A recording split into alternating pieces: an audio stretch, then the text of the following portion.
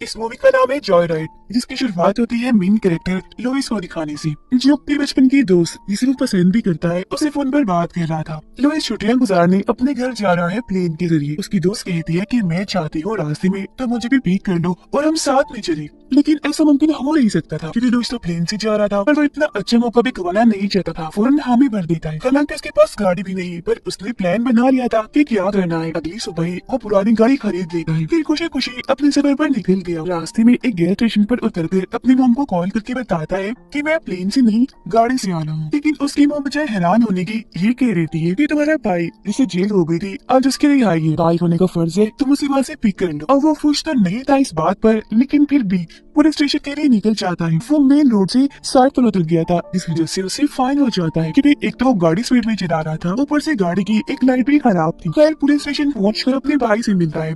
दोनों एक दूसरे को देखकर बहुत खुश थे क्योंकि 5 साल के बाद मिल रही थी। उसके भाई को जब पता चलता है कि लुइस अपनी दोस्त के घर जा रहा है तो अपने साथ चलने की बात करता है, जो चीज लुइस को पसंद नहीं आती। वो सोच रहा था कि मेरे सारे प्लान पर पानी फिर गया है, मैं और मेरी दोस्त एक साथ वक्त नहीं गुजार सकेंगे। और तो उसका भाई भी उसे ये कहकर गुस्से चढ़ा देता है कि तुम्हारी दोस्त ने तुम्हें सिर्फ ऑप्शन में रखा हुआ है, उसने एक बार कहा और तुम पागलों की तरह उसे मिलने जा रहे हो। इस बात से तो इसको गुस्सा आ गया। तेजी से गाड़ी चलाकर वो साइड में लाकर रोक देता है और अपने भाई को कह रहा था कि अब की बात इस तरह की कोई बात मत करना। एक जगह पर आकर लुइस का भाई गाड़ी में एक रेडियो लगवा लेता है, जो एक ऐसा रेडियो था जिसके जरिए सभी गाड़ी बस ट्रक ड्राइवर एक दूसरे से बात करते हैं सड़क की सूरत मालूम करने के लिए। इस रेडियो को लुइस का भाई एंजॉय करने के लिए इस्तेमाल कर रहा था, तो उसका तो अच्छा टाइम पास हो रहा था क्योंकि आसपास के जितने भी मुसाफिर थे सब कोर्स के जरिए एक दूसरे से बात कर रहे थे। जो कोर्स खास तरह के नाम थे उसका भाई अपना और लुइस का भी नाम रख लेता है। जिस दौरान उनकी बात एक ट्रक ड्राइवर से होती है जिसका कोड था रस्टी नील।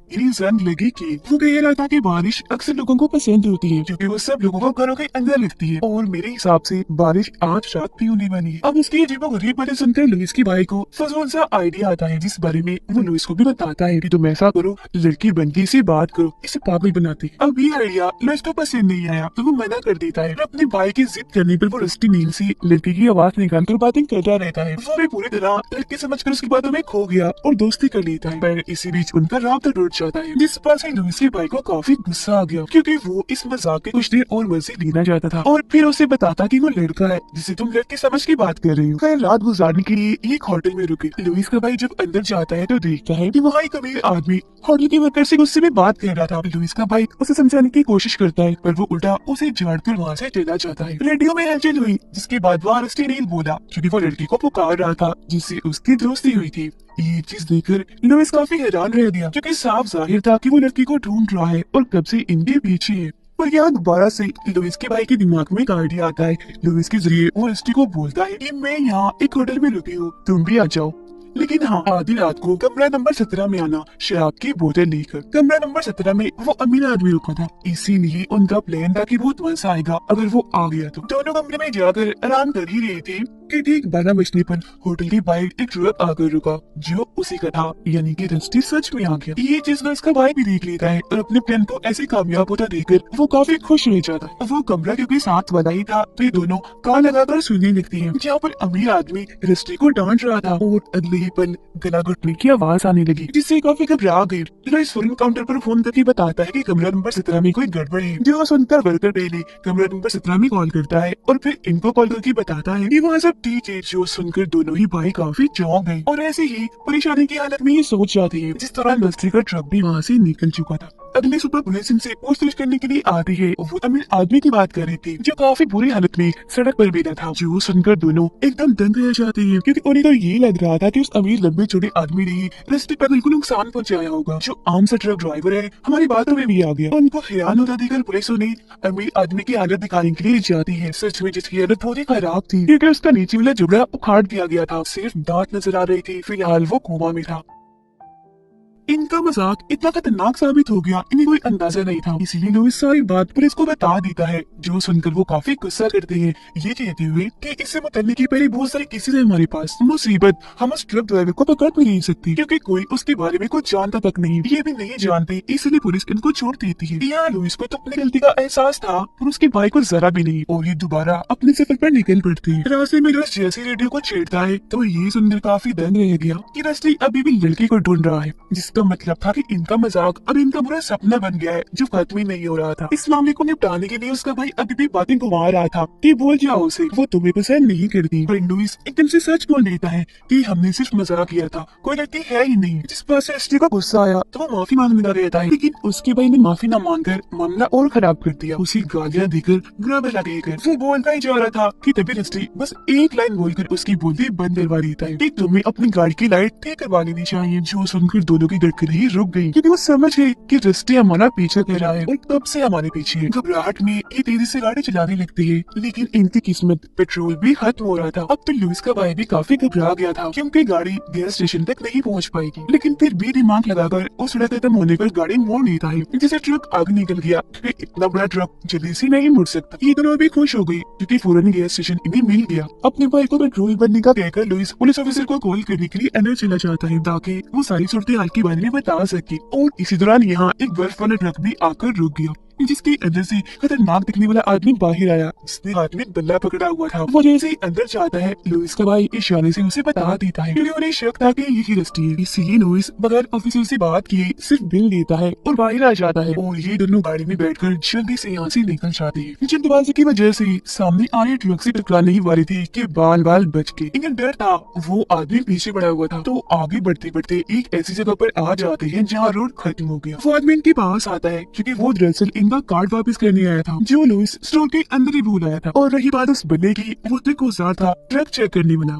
कार्ड देने के बाद जैसे आदमी वहाँ से जाता है इनकी जान में जान आती है, लेकिन अगली ही पल वहाँ हलचल हुई। ये जैसे मुड़कर देखते हैं तो वहाँ इनका बुरा सपना था, यानी रस्टी जो उस बर्फ वाले ट्रक में अपना ट्रक दे मारता है। ट्रक को चीरते हुए इनकी तरफ ही बढ़ता आ रहा था। ये जल्दी से गाड़ी में बैठकर भागने लगते हैं। वो भी पागल की तरह इनके पीछे पड़ जाता है। वो उन्हें कुचल ही देता कि एक बार फिर एक गाड़ी मुड़कर उसे चकमा दे देती है, लेकिन अब की बार गाड़ी एक पेड़ के सामने एक जगह पर आकर अटक जाती है। ये लोग बहुत कोशिश करते हैं वहाँ से निकालने की पर नहीं निकाल पाए और तभी इनकी मौत रस्टी भी ट्रक लेकर आ गया जो इनकी गाड़ी को धीरे धीरे करके कुचलता जा रहा था। वो गाड़ी तबाह करके इन्हें मौत के घाट उतार ही देता कि उससे पहले फौरन रेडियो उठाकर लुइस का भाई उसे माफी मांग लेता। अब नॉर्मल होकर रस्टी ऐसे करने की वजह पूछता है जिस पर उसके भाई ने जवाब दिया मजाक, मजे करने के लिए किया था बस और कुछ नहीं। रस्टी बोलता है मैं भी तो सिर्फ मजाक ही कह रहा हूँ। फिर इतना बोलकर वो चुपचाप ट्रक पीछे करके यहाँ से चला जाता है जिससे दोनों राहत की सांस लेती। अगली सुबह गाड़ी ठीक करवाती उसकी दोस्त के घर जाने के लिए निकल जाती है। लुइस का भाई रेडियो को गाड़ी से निकालकर फेंक देता है क्योंकि उसके हिसाब से ये सारी फसाद की जड़ थी। अब ये लोग लुइस की दोस्त जिसका नाम लेना है उसके पास पहुंच जाते हैं। हैरत उसे देखकर दोनों ही भाई खुशी से खेल उठते हैं। ये आ गई थी तो वैना की दोस्त यहाँ से चली जाती है। ये भी अपने सफर पर निकल गए। रास्ते में वैना लुइस का शुक्रिया अदा करती है। दोनों अपनी बातें करने ही लगे कि लुइस का भाई इन्हें बीच में ही टोक देता है। ये लोग फिर बार में जाते हैं जहाँ कुछ लड़की वैना से बदतमीजी करने लगी। लुइस के यहाँ आते ही बात बिगड़ने ही लगी थी कि उसका भाई आकर वैना को अपने साथ ले जाता है। उसे उसके कमरे में छोड़ते हुए अजीब तरह से वैना को देख रहा था। वो भी इन दोनों भाइयों को लेकर काफी कंफ्यूज हो रही थी कि मैं किसके साथ ताल्लुक बनाऊं क्योंकि देखने से तो यही लग रहा है कि दोनों ही मुझे पसंद करते हैं। खैर तभी इधर लुइस आ जाता है तो उसके भाई को जाना पड़ता है। दोनों भाई अपने कमरे में आ गए। लुइस जैसे ही सोता है उस समय शराब की बोतलें लेकर दोबारा से वैना के कमरे में आ जाता है और ये दोनों मिलकर शराब पीने लगते हैं। उधर लुइस सो रहा था तो किसी का फोन आने लगता है। फोन उठाने पर उसकी नींद एकदम से उड़ गई क्योंकि वहाँ रस्टी था जो कह रहा था कि तुम तो कह रही थी हमारे साथ कोई लड़की नहीं, तो फिर दूसरे कमरे में तुम्हारा भाई लड़की के साथ क्या कर रहा है, जिसका मतलब था कि अभी तक वो इनका पीछा ही कर रहा था। और अब उसे यकीन हो गया था कि जिस लड़की से मैं बात कर रहा था वो सच में है क्योंकि वो वैना को ही लड़की समझ बैठा। ये बात सुनते ही लुइस जल्दी से वैना के कमरे में गया उन दोनों को अलर्ट करने के लिए। दोनों को साथ देकर इसके दिमाग में भी बहुत सारे सवाल थे पर फिलहाल ही टाइम नहीं था। ये जल्दी से गाड़ी में बैठाकर यहाँ से निकल जाता है। ये लोग आगे बढ़ते कीबोर्ड पर इन्हें एसटी का मैसेज मिल जाता है जिसमें वो डिग्गी खोलकर चेक करने का कह रहा था। ये डरते हुए डिग्गी खोलते हैं पर वहाँ इन्हें रेडियो मिलता है जिसे लुइस के भाई ने फेंक दिया था, जिसका मतलब था कि इतने देर से ये खुद को सिर्फ बेवकूफ समझ रही थी पर असल में थी नहीं क्योंकि हर पल वो इनके पीछे है। जो चाहता है कि लोग रेडियो के जरिए मुझसे बात करें तो अब ये लोग उसकी बात मानकर रेडियो ठीक कर देती है और सारी बात वैना को भी बता देती है जो सुनकर वो काफी डर जाती है। रेडियो सेट करते ही रस्टी इनसे बात करने लगा जिसके पीछे एक लड़की की रोने की आवाज आई जो आवाज वैना पहचान लेती है और परेशान हो गई क्योंकि वो उसकी दोस्त थी, यानी कि रस्टी ने उसकी दोस्त को अगवा कर लिया और अब उसे बचाने के लिए इन्हें रस्टी की हर बात माननी थी। पुलिस को भी नहीं बता सकती थी। तो रस्टी के कहने पर दोनों भाई शर्ट्स उतार कर एक होटल में जाते हैं। ये दो लोग थे पर 12 बजे का ऑर्डर करती है, जिस पर से मैनेजर बढ़कर इन पर गुस्सा करने लगा और उनकी बेइज्जती होती देखकर सारे कस्टमर्स हंसने लगते हैं। ये चीज से इन दोनों को सबक सिखाने के लिए कि जब खुद का मजाक बनता है तो कैसा लगता है। फिर वेना रस्टी से माफी मांगती है, जिस पर उसका कहना था कि सॉरी, काफी देर हो गई है, मैं अब बदला ले रहा हूँ उस मजाक का जो मेरे साथ किया गया था। और वो इन्हें आगे का प्लान बताता है, जिसके मुताबिक शाम को ये एक खेत में पहुंच के रस्टी इनसे कहता है कि गाड़ी एक जगह रोककर 100 कदम चलकर आगे आओ। ये लोग ऐसे करते हैं और तभी रस्टी भी सामने से ट्रक लेकर आ जाता है, जो लगातार इनकी तरफ ही बढ़ रहा था। वो रुकने का नाम नहीं ले रहा था, इसीलिए इन लोगों को भी साइड में हटकर खेतों में जाकर भागना पड़ता है। वो पागल अभी भी नहीं रुका, ट्रक लेकर खेतों में घुस जाता है। ट्रक को वो वही भगाने लगता है, बड़ी लाइट ऑन करके। इनके बहुत ही पास था, बस कुछ ही देता, पर खुशकिस्मती से वहाँ नाला था, जिसमें लेकर ये अपनी जान बचाते हैं और ट्रक आगे निकल जाता है। टाइम से किए बगैर वो दोबारा से भागने लगे, पर इस बार अलग अलग हो गए, इस वजह से रस्टी भी ट्रक से उतर जाता है। और यहाँ हम पहली बार उसकी झलक देख पाते हैं, जो हरकतों के साथ साथ दिखने में भी खतरनाक लग रहा था। तीनों एक दूसरे को ढूंढ रहे थे कि तभी रस्टी वेना को तो दबोच लेता है, ट्रक में डालकर उसे अपने साथ ले जाता है, जिस वजह से दोनों भाई आपस में लड़ने लगते हैं। और तभी इनकी गाड़ी में आग लग जाती है। रेडियो के जरिए रस्टी से बात कर रही थी, जो ने कहता है कि आधी रात को एक होटल में मिलने आओ, लेकिन हाँ, कमरा नंबर 17 में एक शराब की बोतल लेकर, जो तुम्हारी गाड़ी में ही पड़ी है, मैंने देखी थी। अब यही वो सारा मजाक था जो इन भाइयों ने उसके साथ भी किया था। शराब की बोतल जैसे ही लुइस देखता है, फौरन उठा लेता है। जैसे वो थोड़ा दूर आए, गाड़ी एक धमाके के साथ तबाह हो जाती है। और अभी ने गाड़ी का इंतजाम भी करना था, क्योंकि जल्द से जल्द वहाँ पहुँचना है। भागकर एक जगह पर आती है, जहाँ पर बहुत सारी गाड़ियाँ खड़ी हुई थी। एक ट्रक में ये बैठ तो गई, पर वो खराब था। जैसे तैसे उसे ठीक करके फौरन यहाँ से निकल जाती है। टाउन में भी पहुंच गए, पर रस्टी ने होटल का नाम तो बताया ही नहीं था, इसीलिए ये हर एक होटल में जाकर कमरा नंबर 17 को चेक कर रही थी। उधर रस्टी भी अपने काम पर लग चुका था। टेप से उसने वेना का मुंह और हाथ बांधकर उसे कुर्सी पर बिठा दिया। उसके सामने गन कर दी, जिसके ट्रिगर को रस्सी के जरिए दरवाजे से बांध दिया, ताकि जैसे दरवाजा खुले, ट्रिगर होने से वेना का सर ही उठ जाए। फिर 12 बजे ही रस्टी प्रेस को कॉल करके लाशों के बारे में बता देता है, जो थोड़ी देर तक वो यहाँ बिछाने वाला था। कुछ ही देर में वो दोनों भी यहाँ आ जाते हैं, जो आवाज सुनकर वेना की सांसें रुकी। कमरा नंबर 17 का दरवाजा खुला था, तो फौरन अंदर आ जाती है, पर अंदर कोई भी नहीं था, इस वजह से इन्हें गुस्सा आ गया। तभी इन्हें फोन करके रस्टी इनका मजाक बनाता है, जो एक तरह का सुराग था, जिससे लुइस को पता चल जाता है कि वो साथ वाले कमरे में अपने भाई को चेक करने के लिए भेजता है और खुद रस्टी को बातों में उलझा लेता है। उसका भाई जब आगे बढ़ रहा था तो गलती से उसे आवाज हो जाती है, जो सुनकर रस्टी खिड़की तोड़कर उस पर हमला कर देता है, दबोच कर उसे भी अंदर ले आता है। चीख की आवाज सुनकर दरवाजे के सामने लुइस आ गया।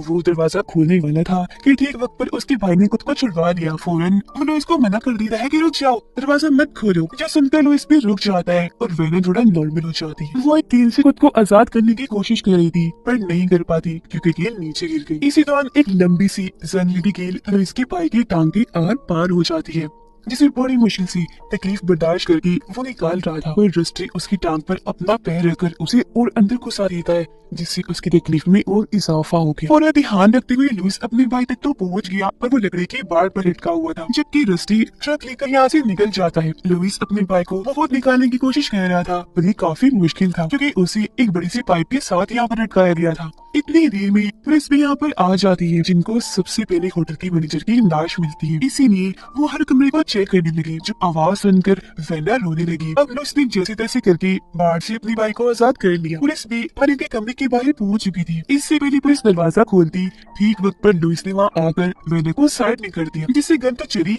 पर दोनों की जान बच गई। पुलिस लोरी को ही कातिल समझकर उस पर गन डाल देती है, जबकि बाहर उसका भाई अब भी महफूज नहीं था। रस्टी ट्रक लेकर उसकी तरफ ही बढ़ता आ रहा था। वो चीख मार देता है, जो सुनकर फौरन लुइस बाहर आ जाता है और उसके पीछे पीछे पुलिस थी। दोनों के कहने पर पुलिस ट्रक पर अंधाधुंध गोलियां चलाने लगती है, जिस बीच लुइस अपने भाई को जल्दी से लेकर साइड में हो जाता है। दोनों भाई बच गए, क्योंकि ट्रक ने लकड़ी की बाढ़ को पूरा ही उड़ा दिया। ट्रक पर दीवारों को चीरते हुए कमरे के अंदर आकर रुक जाता है। पुलिस के चेक करने पर ड्राइवर तो मर गया, पर वेना की दोस्त जिंदा सही सलामत थी। सब खत्म होने के बाद ये सुकून का सांस लेती। पर पुलिस ऑफिसर जब इन्हें ये बताते हैं कि ड्राइवर एक बर्फी कंपनी में काम करता है, तो दोनों भाई सोच में पड़ गए। और फिर तभी रेडियो में हलचल हुई। वहाँ रस्टी था, जिनसे बातें करने लगता है। असल में वो मरा नहीं था, बल्कि जिंदा था, क्योंकि गाड़ी में वो खुद नहीं था। उसने जख्मी हालत में ड्राइवर सीट पर उस आदमी को बिठाया हुआ था, जो बर्फी कंपनी में काम करता था, जिससे लोग समझ जाते हैं कि अभी खतरा टला नहीं, बल्कि मौत बनकर जो बुरा सपना इनके सर पर था, वो अभी भी खत्म नहीं हुआ। वो तब तक इनका पीछा करता रहेगा, जब तक उसका दिल चाहेगा। और इसी के साथ ये कहानी इधर ही खत्म हो जाती है।